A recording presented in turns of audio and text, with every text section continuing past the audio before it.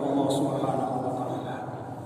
Marilah dengan penuh kesyukuran pada hari yang penuh dengan keberkahan ini, Al-Khatib mengajak kita semua untuk terus-menerus meningkatkan keimanan dan ketakwaan kita kepada Allah Subhanahu wa taala. Kita asah terus keimanan dan ketakwaan kita. Al-imanu yazidu wa yanqus. Karena keimanan dan ketakwaan itu, kata Rasul sallallahu alaihi wasallam, bisa bertambah dan berkurang kekuatannya. Dia menjadi semakin kuat dan kokoh di dalam hati kita manakala kita isi waktu kita dengan amal-amal yang baik, amal-amal soleh, amal-amal yang membawa kemanfaatan dan kemaslahatan.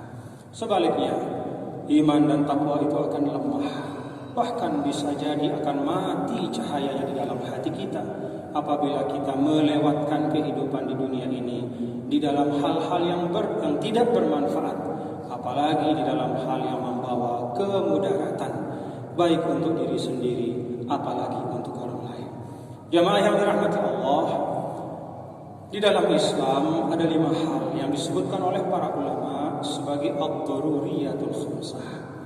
5 hal yang paling pokok yang merupakan tujuan dari disyariatkannya agama, diturunkannya kitab-kitab suci dan diutusnya para nabi dan rasul.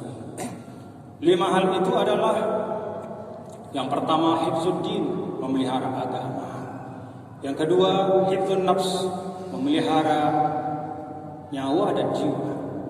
Yang ketiga, hifzul aql, memelihara akal dan pikiran. Yang keempat, hifzun nasl, memelihara keturunan dan kehormatan. Serta yang kelima, hifzul mal, memelihara harta. Masyaallah muslimin rahimakumullah, ulama menyampaikan bahwa ribuan ayat yang merupakan petunjuk dalam Al-Quran, demikian pun khazanah dari hadis Rasulullah sallallahu alaihi wasallam, semuanya menunjuk kepada 5 makna pokok ini. Yang pertama, hifzuddin, memelihara agama.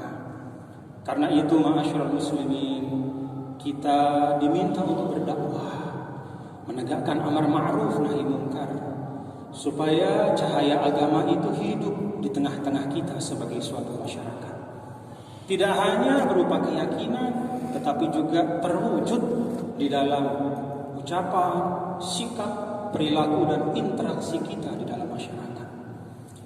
Demikian pun Allah syariatkan beragam ritual kepada kita. Diwajibkan untuk menunaikan sholat, melaksanakan puasa, berzikir, berdoa, agar cahaya agama itu juga tetap terpelihara di dalam hati dan diri kita masing-masing. Yang kedua, hifzun nafs, memelihara jiwa atau nyawa. Maka dalam agama disyariatkan kita untuk mengkonsumsi makanan yang di dalam bahasa Al-Quran itu adalah halal dan thayyibah. Makanan yang halal dan juga membawa manfaat untuk badan kita, supaya kita sehat, supaya kita kuat. Karena kesehatan dan kekuatan bagi seorang mukmin adalah modal yang luar biasa untuk beribadah kepada Allah. Karena itu pula, ketika kita sakit disyariatkan untuk berobat. Karena itu pula Allah Subhanahu wa taala menetapkan hukuman yang luar biasa berat bagi perbuatan menghilangkan nyawa orang lain. Dalam istilah agama disebut dengan al-qisas. Untuk apa? Agar kalau ada orang berniat tidak baik untuk mencelakakan orang lain, dia akan berpikir 1000 kali untuk melakukan itu. Itulah bagian dari hifzun nafs. Yang ketiga, hifzul aql, memelihara akal dan pikiran. Masyaallah muslimin, dalam sebuah asar disebutkan la dina liman la aqla. Tidak ada agama tanpa akal. Artinya, kewajiban agama itu dibebankan oleh Allah Subhanahu wa taala kepada orang yang memiliki kesadaran. Kalau orang yang hilang kesadarannya, orang yang gila, tidak wajib dia sholat. Maka kalau kita gambarkan atau kita bayangkan, ma'asyiral muslimin, katakanlah di dunia ini semua orang kehilangan akal, maka hilang pula agama. Karena itu memelihara akal pikiran itu penting betul, termasuk dari 5 hal pokok di dalam Islam. Maka di dalam agama kita disyariatkan kita untuk belajar, menuntut ilmu. Wahyu yang pertama turun adalah Iqra. Karena akal pikiran dan otak kita perlu dilatih sebagaimana kita melatih otak kita. Badan kita harus kita gerakkan supaya sehat. Akal pikiran, otak kita juga harus kita gerakkan agar dia bisa sehat. Maka kita isi dengan ilmu pengetahuan. Karena itu ma'asyiral muslimin, Allah Subhanahu wa taala mengharamkan untuk mengkonsumsi segala sesuatu yang bisa merusak akal dan pikiran kita. Baik sesuatu itu adalah sesuatu yang nyata, yang terlihat, yang konkret. Katakanlah seperti minuman keras dengan segala macam bentuknya, atau narkoba dengan segala bentuk atau segala macam namanya dan jenisnya, ataupun sesuatu yang tidak atau bukan merupakan benda yang nyata, tetapi juga bisa merusak akal dan pikiran kita. Berita-berita bohong, hoax, berita yang tidak benar atau fitnah, itu merusak akal dan pikiran kita. Maka di dalam Al-Quran Allah Subhanahu wa taala mengingatkan, fatabayyanu, ketika ada berita berseliweran, isu-isu beredar, jangan kita telan mentah-mentah. Verifikasi kebenarannya. Bahkan pun agama mengajarkan ketika di dalam sesuatu berita itu ada kebenaran tapi tak ada manfaatnya untuk kepentingan orang banyak, jangan kita sebarkan. Kita tahu ada orang misalnya punya kecacatan, benar dia cacat, tapi apakah pantas kita ceritakan kecacatannya itu kepada orang lain? Ambil yang benar dan sampaikan yang bermanfaat. Yang keempat, hifdzun nasl, memelihara keturunan dan generasi yang baik.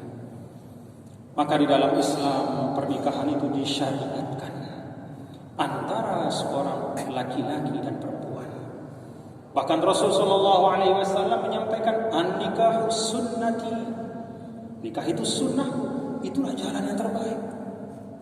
Dan sebaliknya agama melarang keras hubungan yang di dalamnya ada kehinaan bagi manusia, hubungan yang akan merusak nasab, hubungan yang akan menjatuhkan kemuliaan dan kehormatan manusia.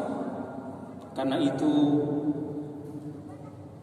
mukmin dan mukminah diminta untuk menutup auratnya dengan baik, menjauhkan diri dari perbuatan zina dan muqaddimahnya, untuk memelihara dan menjaga an-nasab, yaitu keturunan dan generasi yang baik.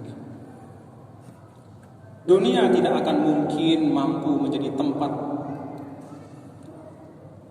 yang berkah kecuali kalau diisi dengan generasi yang baik.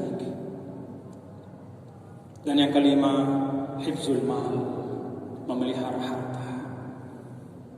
Agama mengajarkan kita untuk mencari rezeki yang halal. Bahkan Rasulullah SAW menyampaikan di dalam sebuah riwayat, ada dosa-dosa yang tidak bisa dihapuskan dengan sholat, puasa, zakat, dan ibadah-ibadah yang lain kecuali dengan jalan mencari nafkah. Apa dosa itu? Dosa itu adalah dosa mengabaikan mencari nafkah itu. Jadi kalau Anda tidak mencari nafkah dengan baik, padahal Anda punya tanggung jawab, maka dosa Anda tidak mencari nafkah itu tidak bisa Anda hilangkan dengan puasa, sholat sebanyak-banyaknya. Anda bisa menghilangkan dosa itu dengan mencari nafkah yang halal. Maka Islam mengajak untuk menghidupkan aktivitas ekonomi. Pasar-pasar dibuka, usaha-usaha yang halal, bahkan dalam Islam dicatat sebagai ibadah yang utama. Masyaallah muslimin rahimakumullah. Ini 5 hal yang disebutkan oleh para ulama sebagai ad-daruriyatul khamsah. Tidak boleh dari 5 hal ini ada yang kita tinggalkan. Tidak boleh atas nama hifzuddin, lalu kemudian hifzul mal, hifzul nasal, hifzul nafs ditinggalkan. Semua ini harus berjalan sendiri. Namun ma'asyiral muslimin rahimakumullah, memang ada keadaan-keadaan tertentu di mana agama mengajarkan kita untuk mendahulukan sebagian dari 5 hal ini di atas sebagian yang lain. Contohnya ketika asrul wabah atau masa pandemi seperti ini. Maka pada masa pandemi seperti ini, ulama mengajarkan kepada kita dari 5 hal ini yang paling utama, yang harus diprioritaskan adalah hifdzun nafs, menjaga jiwa dan nyawa. Ibaratnya inilah yang menjadi panglima dari 5 hal ini. 4 yang lain tetap dilaksanakan, tapi dengan disesuaikan. Maka hifzuddin tetap kita laksanakan, sholat 5 waktu tetap, sholat berjamaah di masjid juga dalam keadaan tertentu juga tetap dilaksanakan, tapi dengan penyesuaian. Maka kalau dalam keadaan normal, sawu sufufakum, rapatkan saf, bagian dari sunnah, maka ketika masa pandemi seperti ini, sunnah itu bukan dihilangkan, tapi disimpan dan ditunda untuk kemudian diamalkan pada keadaan yang normal. Untuk apa? Hifzul nafs. Demikian pula hifzul aql. Pendidikan harus tetap berjalan, tapi disesuaikan. Tatap muka disesuaikan, belajar online. Hifzul mal juga demikian, aktivitas ekonomi juga tetap berjalan, tapi dengan menggunakan protokol kesehatan. Itulah yang disebut dengan wasatiyatul Islam. Islam mendidik kita tidak hanya untuk melahap teks-teks agama, tapi menempatkannya pada tempatnya yang tepat masing-masing.